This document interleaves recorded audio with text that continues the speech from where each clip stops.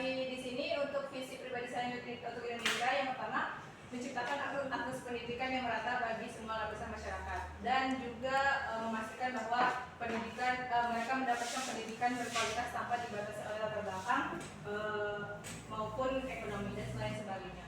Kemudian visi saya sebagai sosok guru yaitu pendidik yang selalu berpihak pada peserta didik, mampu mengenal karakter mereka. Kemudian saya bertekad menjadi sosok figur yang dicintai oleh siswa, lalu bisa menciptakan lingkungan belajar yang mendukung, memotivasi, dan membangun rasa percaya diri mereka.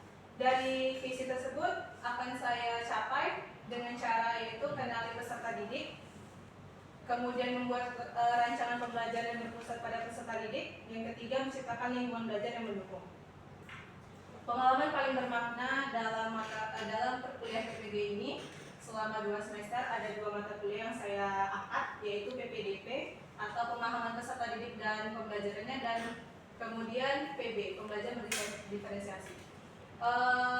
Dalam mata kuliah PPDP ini saya mengangkat materi tentang lingkungan belajar, karena di sini dikatakan bahwa lingkungan belajar yang aman, nyaman, dan berpihak pada peserta didik itu ialah lingkungan yang bersih, yang baik, dan juga memiliki ruang kelas dengan sirkulasi udara yang cukup dan pencahayaan yang cukup. Dikatakan juga di sini bahwa lingkungan belajar menjadi faktor penting dalam kesuksesan pembelajaran apabila lingkungan belajar itu mendukung kegiatan proses pembelajaran, maka hasilnya tujuan pembelajaran akan tercapai secara maksimal. Kemudian pembelajaran diferensiasi di sini disebutkan bahwa pembelajaran berdiferensiasi ini bisa mengakui bahwa setiap peserta didik itu memiliki kebutuhan yang berbeda-beda, minat dan gaya belajar yang berbeda-beda. Tujuan dari pembelajaran diferensiasinya adalah untuk menyediakan pengalaman belajar yang sesuai dengan kebutuhan individu siswa. Di sini dijelaskan juga ada 4 poin atau 4 aspek dari pembelajaran diferensiasi, yaitu diferensiasi konten, diferensiasi produk, diferensiasi proses, dan diferensiasi lingkungan belajar. Desain inovasi yang saya berikan yaitu meningkatkan keterlibatan peserta didik melalui pembelajaran berbasis masalah dan aktivitas pembelajaran di luar ruangan. Jadi alasan saya mengambil ini tak luput juga karena ada sebuah problem di dalamnya terkait dengan keterlibatan peserta didik, yang dimana tempat PL saya sebelumnya itu dikatakan rendah dari segi beberapa poin. Yang pertama itu keterlibatan kognitif mereka, keterlibatan afektif mereka, keterlibatan behavioral mereka, kemampuan berpikir kritis mereka, dan keterlibatan sosial mereka. Kemudian ada beberapa aspek juga hal yang saya sudah lakukan. Yang pertama, saya melakukan asesmen dan kognitif untuk mengetahui kebutuhan peserta didik. Kemudian setelah saya melakukan asesmen tersebut, saya merancang modul ajar berbasis PBL dengan harapan modul PBL ini bisa meningkatkan keterlibatan peserta didik dalam proses pembelajaran dengan berbasis masalah. Yang kedua, saya membuat pembelajaran diferensiasi lingkungan belajar karena balik lagi ke judul, aktivitas pembelajaran di luar ruangan tak luput juga dalam problema sebelumnya. Lingkungan belajar di sana cenderung kurang nyaman dalam segi aspek pencahayaan dan sirkulasi udara. Maka dari itu saya menggunakan diferensiasi lingkungan belajar sebagai faktor pendukung dalam proses pembelajaran tersebut dengan konsep di luar kelas. Kemudian membuat pembelajaran diferensiasi proses agar peserta didik aktif sesuai dengan minat belajarnya. Karena setelah saya membuat diferensiasi lingkungan belajar di luar kelas, tak luput bukan hanya sebatas di luar saja duduk, tapi juga memanfaatkan lingkungan belajar itu sebagai sumber belajar, sehingga peserta didik bisa aktif bergerak dan mengeksplor pengetahuan dengan memanfaatkan lingkungan belajar. Dari proses itu memiliki dampak pembelajarannya atau hasilnya. Yang pertama, pembelajaran dengan konsep luar kelas ini sebagai bentuk diferensiasi lingkungan belajar berdampak penting bagi kenyamanan dan keaktifan peserta didik. Peserta didik jadi cenderung aktif dalam berkolaborasi antar peserta didik lainnya, sehingga pembelajaran ini menjadi bermakna dan dekat pada peserta didik. Yang kedua, menerapkan diferensiasi proses dalam pembelajaran dengan konsep luar kelas menjadikan peserta didik belajar sesuai dengan kemauan mereka atau kebutuhan mereka. Peserta didik merasa diakui dan didukung dalam proses pembelajaran yang dapat meningkatkan keterlibatan dan antusiasme mereka.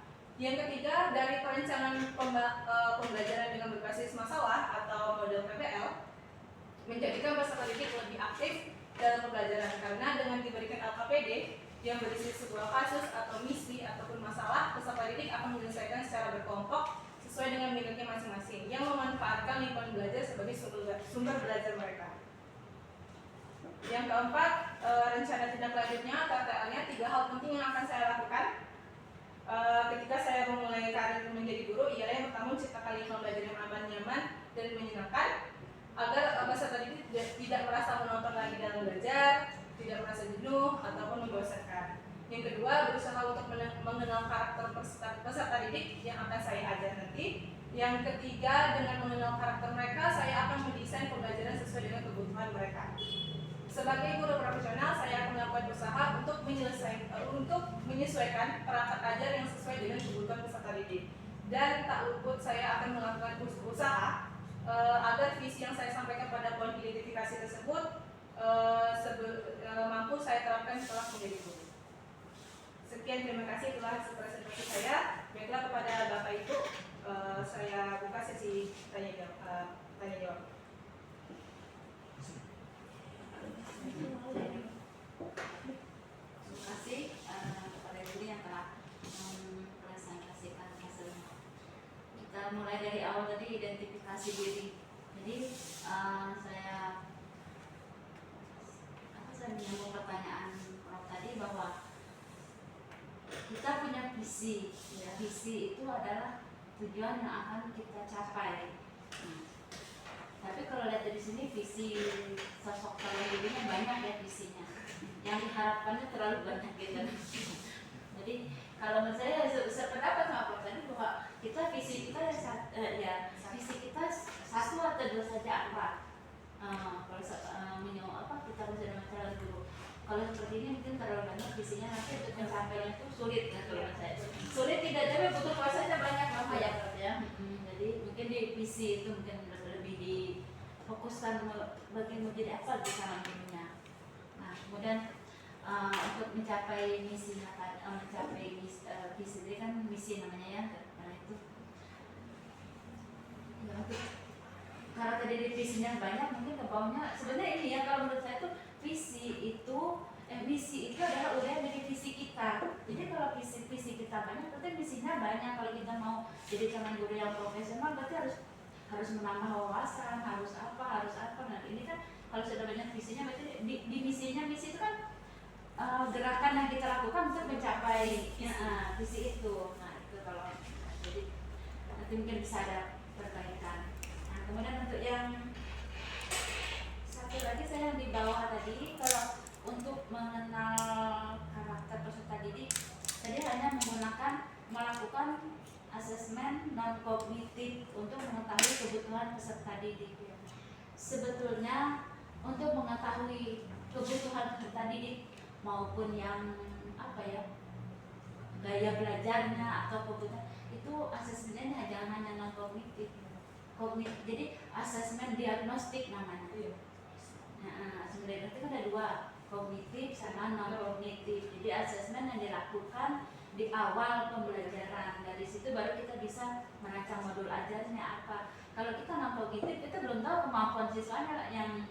Jadi untuk melakukan diferensiasi kan harus tahu yang pengelompokannya, kan bukan hanya pengelompokan yang non kognitif saja gitu. Jadi mungkin itu ada tambahan, baru kita bisa merancang modul berbasis PBL dan kemudian membuat pembelajaran diferensiasi. Nah hasil dari asesmen kognitif asesmen diagnostik namanya itu yang itu. Terus kemudian dari konsep belajar ruangan itu, kalau untuk ini pengalaman sudah jadi saya jadi dulu ya, kalau untuk konsep belajar ruangan, luar ruangan, kalau untuk sekali-sekali mungkin bisa berjalan, tapi kalau untuk lama waktunya 1 tahun gitu kan ya, mungkin bisa dilakukan di RTL apa yang kira-kira tidak belajar di ruangan tapi tetap aktif, tetap semangat. Nah, seperti itu mungkin itu dari saya Pak, sedikit tambahan.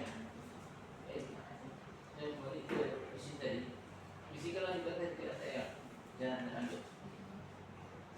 Dari visi pribadi tadi, dari visi jalur Coba lihat misalnya rencana selanjutnya.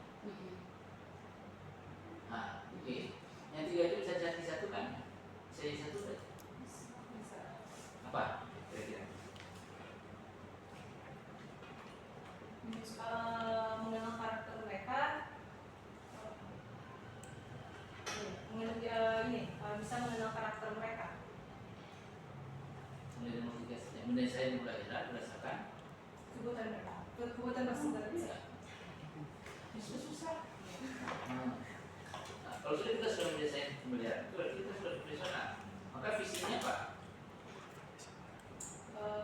Visinya bisa membuat rancangan pembelajaran sesuai dengan kebutuhan peserta. Terlalu pendek, jangka waktunya terlalu pendek. Ya. Di situ harus panjang, sebelum hidup.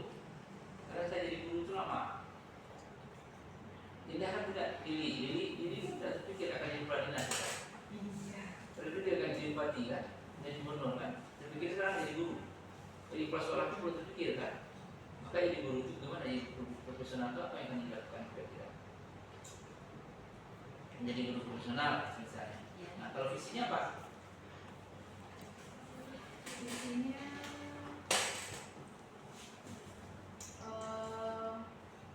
mampu merancang pembelajaran. Itu terpendek itu. Kalau banyak pelajaran itu ya mungkin setahun, 2 tahun, 3 tahun sudah mampu itu. Nah, mungkin selama PPG dia setahun sudah bisa merancang. Di dalam mengenal karakter peserta didik. Tetap jadi guru profesional itu juga visinya itu juga jadi guru profesional. Tidak bisa lepas dari situ karena kita memang jadi guru profesional itu kita inginkan. Mau dibawa kemana, mau dibawa kemana ke sana. Maka Indah dan kawan-kawannya berpikir selalu setiap pagi bagaimana saya jadi guru profesional. Waktu mau masuk pergi kemarin apa visinya?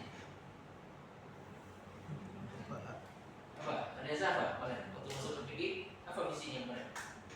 Menjadi guru yang lebih profesional, habis itu lulus dengan baik. Nah kan tujuannya kan lulus PPG dengan baik. Sebelum ultima PPG-nya ya langsung ultima kalau itu kan tidak. Nah lulus PPG dengan baik atau dapat sertifikat pendidikan. Nah itu saja yang setahun itu.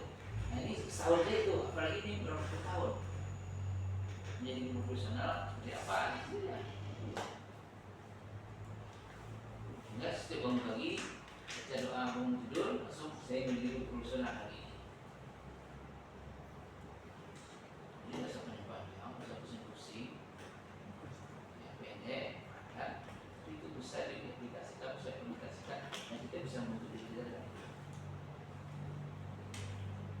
Ya, nah, RTL ini kan semua yang dibuat yang dibuat ini itu hanya untuk jangka waktu setahun 2 tahun kan?